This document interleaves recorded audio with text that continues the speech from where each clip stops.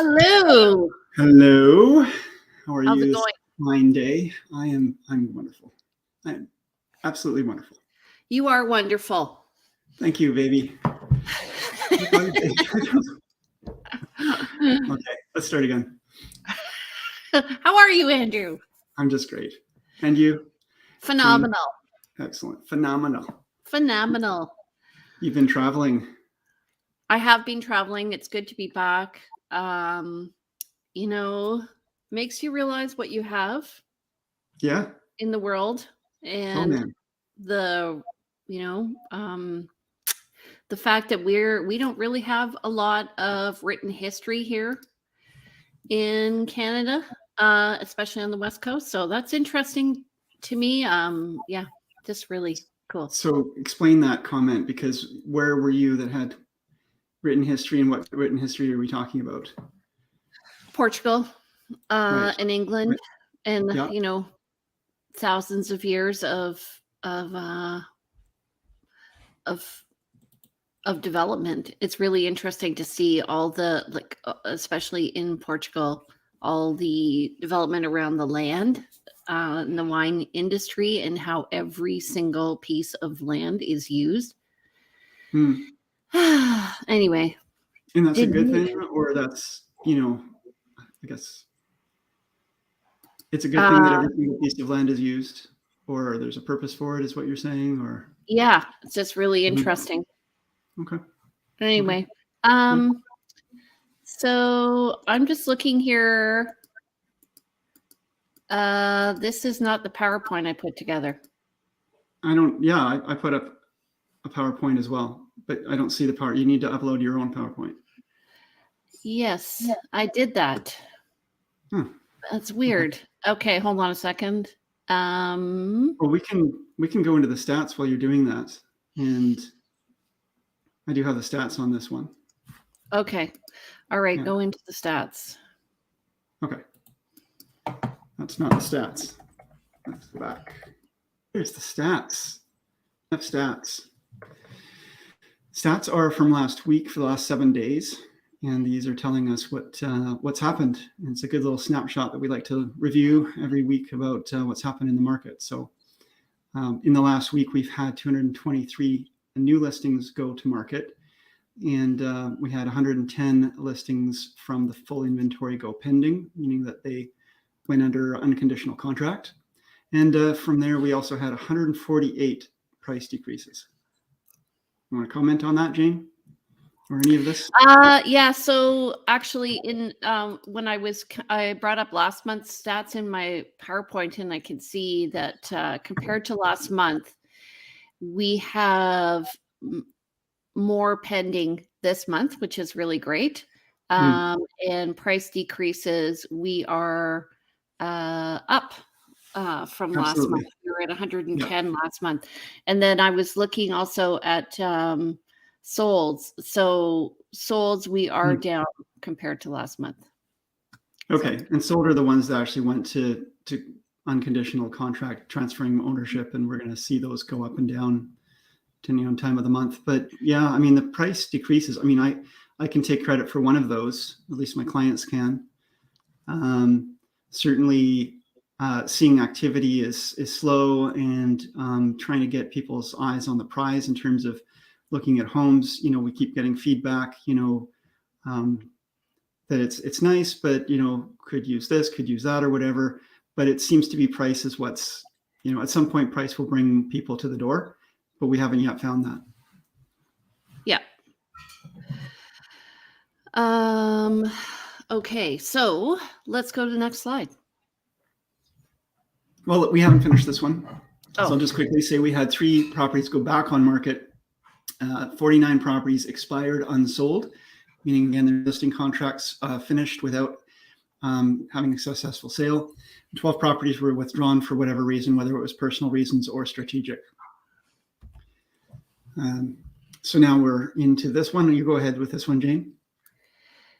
So again, so we have 225 unconditional sales to date. That's compared to 745 for October of 2021. and compared to last month, we're actually up. So we were at 131 month over month at this time. New listings were at 544 compared to 866 for the month of October in 2021. Would suggest that we may actually have by the end of the month a number close to or above that 866. Yeah. Yeah. And active listings, we are recovering, so that's good. 2,256, and hopefully they'll have more choice for buyers.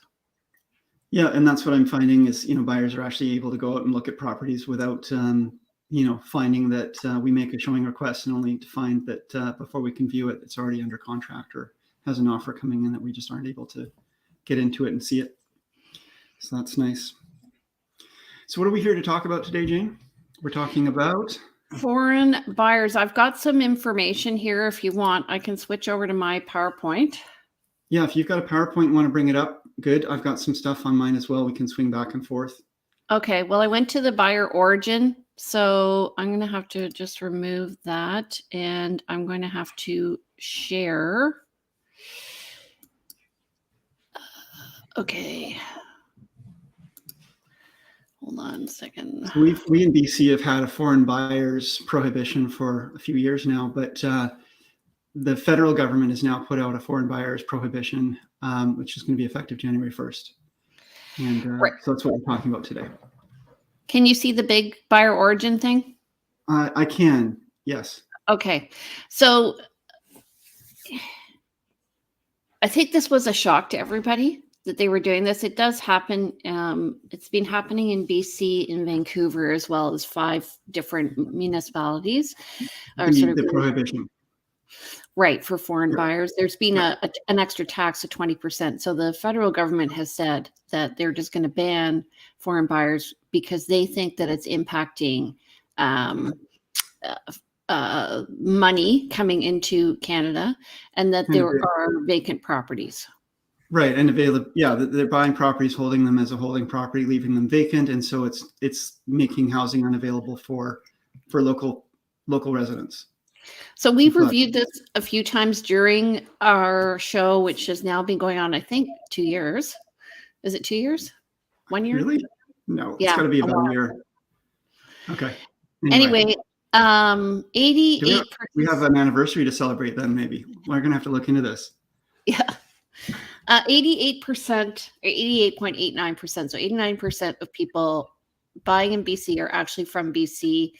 9.86% of them are from elsewhere in Canada, and 1.25 are from outside of Canada. And that's stats from the Victoria Real Estate Board, buyer origin, and this is what's been filled in by agents as they. So I've got a cat trying to drink my water. As they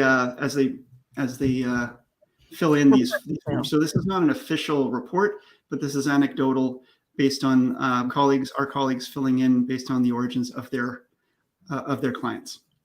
So when they dug a little deeper into those stats and they looked at what are the actual origins of out of town buyers, so 66.74% of them are from BC, outside of Victoria. Right. 29.52% of them are from elsewhere in Canada, and 3.74% of them are from outside of Canada. Right. And so that's not a huge amount of people to be banning. It's not going to have a profound impact, we suspect, on the real estate market. Where the BC ban, it wasn't exactly a ban, it was a huge tax. And so there was still a possibility of a foreign buyer buying. Now, this is a comprehensive ban on purchasing, without an option to just pay more in order to buy a property. And just looking here at the total listings and total MLS sales, you can see we're already getting to a point where the market's cooling. This isn't a foreign buyer problem. This was a COVID problem, and we're entering back into what's I consider to be kind of a normal market. What do you think? We keep finding that the government is bringing in legislation to protect consumers or to help mitigate the housing market. But what they're doing seems to always be a little, too late, or just going down the wrong path entirely, not really taking a clear look at the reality on the ground of what the situation is. So this is going to harm, of course, some foreign buyers. There's going to be people who are going to have legitimate reasons for wanting to come here and buy property. Maybe they're for schooling or something. But this isn't going to have a profound impact on any of the markets, I would say. So I dug a little deeper into this, and I'll just share. Well, I'll just go on to it. So I went to the real estate magazine to see what they were saying. And they were saying the legislation was passed in June. It's anticipated this will help reduce foreign money coming into Canada to buy real estate. However, actually the president of RE/MAX Canada, executive vice president, said he didn't think that, first of all, many people weren't aware of it, and he didn't think it was going to make a difference. They believed that it's going to be similar to the experience of what happened in BC when the foreign buyer tax was implemented in 2016. And then the speculation and vacancy tax was implemented in 2018. It had a negligible effect. And then they went on to talk to Phil Soper, who's the president and CEO of LePage.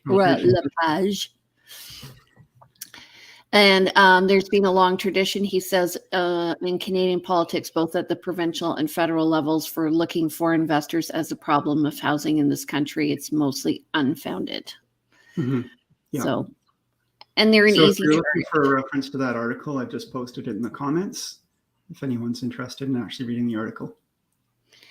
Yeah. I mean, the thing is, one thing that he says too is that the second thing that makes it less concerning in terms of practical terms is that it doesn't include recreational properties. So Canadians are the largest buyers of recreational property in the United States, for example.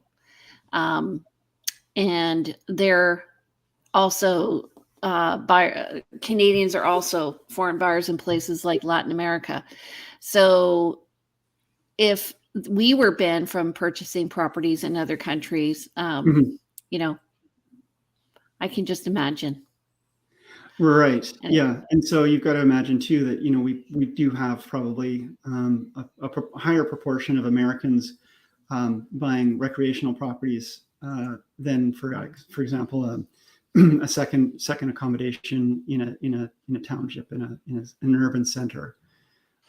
It's going to be more attractive as a vacation spot to buy those recreational properties, perhaps just as we would going down south. So they did have a consultation up that was, I guess, published in September, and it's now closed. And so, yeah, it's coming into law. This is a done deal. It's going to be here. And I guess, I mean, for anybody watching this, is maybe we're already saying it's a non-issue, so this is probably kind of boring for you to watch, simply because, you know, how does this impact you? What impact does it have? And, you know, we're really saying it probably won't have much impact at all. Well, there's some interesting things. Like if you are, there's some buyers here. Oh, this is you. Yeah. If you do help somebody acquire property who is a foreign buyer, you actually may be fined up to $10,000. So just so you're aware. And also, it doesn't affect people who have permanent residency or who are temporary workers. So that's interesting to me. I'm going to bring my my slideshow back up if you're done with yours. Yeah. I've got some of this. Yeah. Let me bring this back up. And this is the actual. Okay. Yeah. This is the actual referral to the magazine or to the CMHC information guide. Okay. CMHC information package. Okay. So Real Estate Magazine, we were discussing this foreign buyers ban. The prohibition, again, is on residential purchases by non-Canadians and coming into effect January 2023. So it does not affect, again, Canadian citizens or permanent residents. Okay. So, and it's only for a period of 2 years.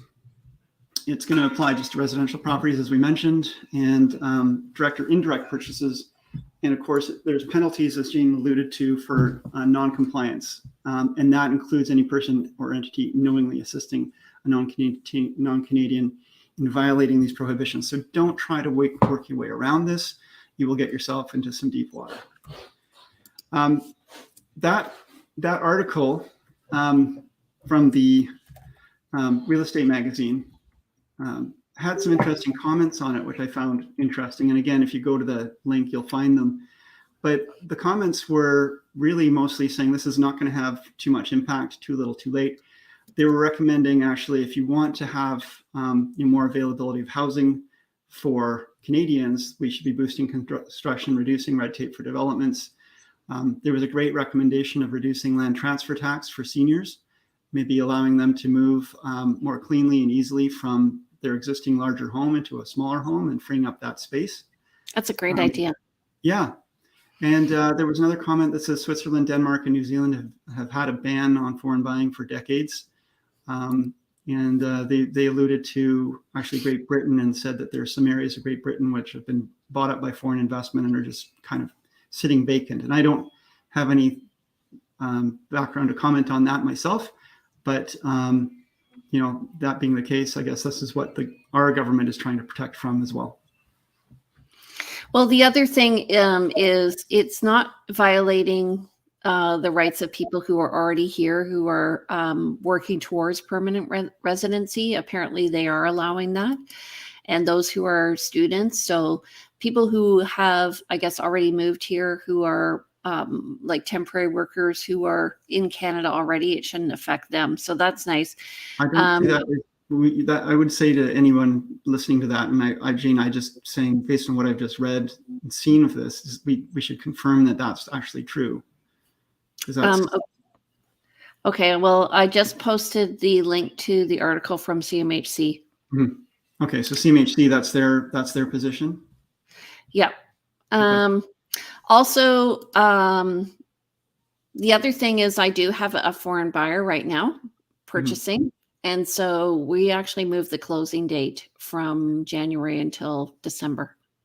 Yeah, and so that's another piece. I'm just drawing up to this. So Canadian Real Estate Association interprets this new rule to mean that any non-Canadian buying and entering into agreement on or before December 31st, 2022 will not be subject to the prohibition. You may still be subject to, if you're buying in BC, the 20% foreign buyer's tax, but you won't be subject to actual prohibition. So interestingly, the person who I'm helping purchase, last time they purchased was when the 20% tax came in for foreign buyers. Mm-hmm. So I'm like, let's move this up. Yeah. So Canadian Real Estate Association did respond, and this is the Association of Realtors Canada-wide. And again, I'll throw in a link to this as well. Do you have the Coles notes for that? No, but I will Coles note it. I can speed read through this. So I just put the link in, and oops. So, I mean, they're saying essentially the effects are largely isolated to large metropolitan markets and no statistically significant impact on smaller communities. So they're saying this is really going to be a non-issue for most people. They're recommending treating the property owners from U.S., Mexico as a similar fashion to Canadians to avoid a reciprocal response, which is what you were referring to about, Canadians do buy in the States and in Mexico. So by banning all foreign buyers, which include United States citizens and Mexican citizens, we could end up with a reciprocal response saying no, Canadians now cannot buy down there. It should consider exempting purchase of established dwellings for redevelopment because it doesn't currently exempt, vacant land or development land. So they're suggesting that it should consider exempting houses also purchased for redevelopment. Consider what's already going on in terms of existing measures. For example, our current 20% housing 20% foreign buyer ban, and it should be reevaluated. And take into consideration compliance burden of implementation. That's always the case, once you start implementing these things, you have to police them, and how hard is it to take care of that? And just recognizing that housing needs vary across the provinces. So that's kind of the CREA's suggestions on this to try to mitigate or have a measured response. Yeah. So that's all well. Say what you want to say, Jane. Say what you want to say. I don't think it'll make a difference. Yeah. Anyway, I do think we have to be careful. I get where people are coming from, but to me, it seems like to be a bit of a right-wing philosophy, in that they are blaming foreigners for the problem when the problem really is supply. The whole thing with COVID is everyone was trying to get out of small spaces and into their own spaces. And so housing took off. The market was crazy. Housing market was solid. That's where people moved their money. And now they're moving it out. So. And again, all of these responses are always, just like a big freighter ship that's, barreling across the Atlantic. You need to adjust course, and you turn the tiller. You don't have a tiller on those, but you turn the wheel, and it takes a long time before that ship starts to actually turn. It will take a long time for there to be an impact or a reaction to your. You need to be thinking far, far ahead when you're moving a big ship like this, or trying to move an economy. And these kind of effects, I'd rather see them doing things that are going to be more proactive than this. Yeah. So you had a slide earlier talking about, movement between provinces, and this is what this shows as historically movement between provinces, net interprovincial migration. And so we've got a lot more people coming from other provinces in the last few years. I don't have a 2022 stats yet, but where's that from? That stat? This is from the source is 1710-015-01. I'm not sure where that stat is from, but this one looks like it's comes from the Capital Regional District. And this is actually showing so these numbers here, this bar on the left, or this line on the left going up to 80, that's the actual number of physical, people coming in. So, in 2017, there was, quite a few more people coming in. There was actually an impact on, once this 20% foreign buyers tax came in, it definitely did have an impact and dropped the foreign buyers quite significantly. Average about 0.6% is what was a calculation by Leo Spelteholz from House Hunt Victoria, and he's a realtor at LePage as well. And he put together some stats for us and did a presentation. Average 0.6% what? I would say of all buyers, because these numbers are showing, each month maybe up to 10 here, maybe 20 here. You can't see this, I guess, but mid-year 2022 is 20, and the last month there was probably 10. Okay, so buyers, and that's percent of all buyers is 0.6%. Is this saying in January of 2017, over 60% of buyers were foreign buyers? No, just 60 buyers, 60 bums in seats on a bus. Oh. Out of all the buyers, and so out of all the buyers now, since the implementation of the 20% tax, it's been 0.6%. These numbers down below, running between numbers of actual buyers per month, running between maybe 1 to 10, 1 to 20 at the highest over here. That's representing the number of actual buyers. The actual percentage of buyers compared to all of the buyers for that month is 0.6%. I just want to go back to this one. The net provincial migration doesn't surprise me because of, especially during COVID, a lot of people were able to work wherever they wanted to work.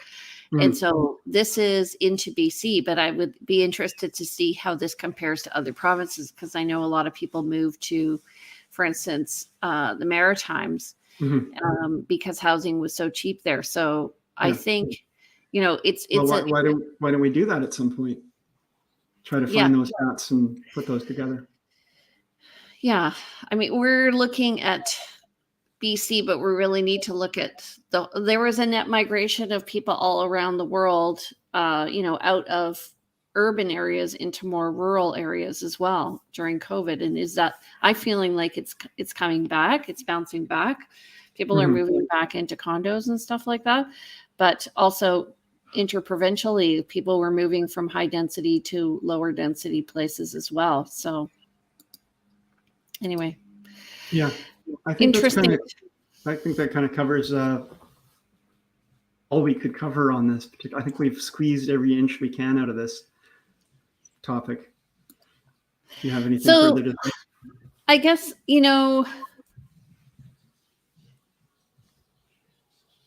I don't know. I have a problem with it only because there are people in the world who choose to move to Canada and now won't be able to. Because there may be people who have extenuating circumstances like war where they are, and I think really this doesn't emanate any sensitivity, right, I guess, to them. Well, and I've worked with people who are working to get their permanent residency. They're married to a Canadian citizen. They have every intention of living here permanently, and the foreign buyers tax, hit them. This will hit them. There are people with legitimate wants and needs, and again, put the hat on of if you were planning to move to the States for a job and you wanted to buy a property down there because it's going to be, let's say, a 5 to 10 year window for living there.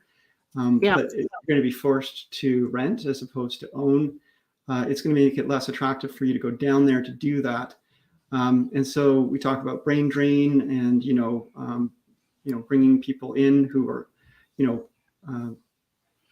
have skills and talents, and people with skills and talents, not always, but, will often have some money to invest in our country. And that's not necessarily a bad thing. I know that the intention is to try to avoid, the intention is try to help those people who are already here, established as Canadian citizens, because the priority is, to service and give back to Canadian citizens, and any profits that are garnered from real estate stay within Canada. But I think you're throwing baby out with the bathwater when you're doing something like this. I agree. Cutting off your nose to spite your face. Yeah. Okay. Anyway, I think again I think we squeezed enough out of this, and let's I think we've got so if you're non-Canadian and don't have your PR by now before December 31st, otherwise you won't be able to buy for 2 years. I don't know how they're going to prevent that, but anyway, and other than that, any great lessons? This was the lesson today, and it's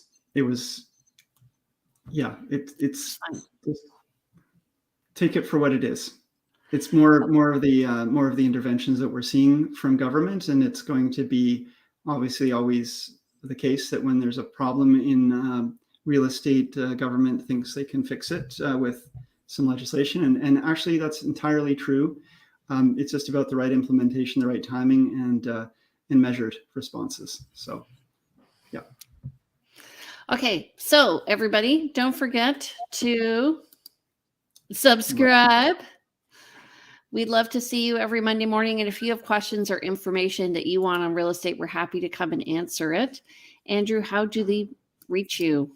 Yeah, so just reach out anytime. You can reach me by email at info@andrewplank.com. Text me at 250-360-6106. Give me a call. If I don't answer, leave a message, please. My website, andrewplank.com, contains a lot of resources, including a blog and version of all the publications of this show.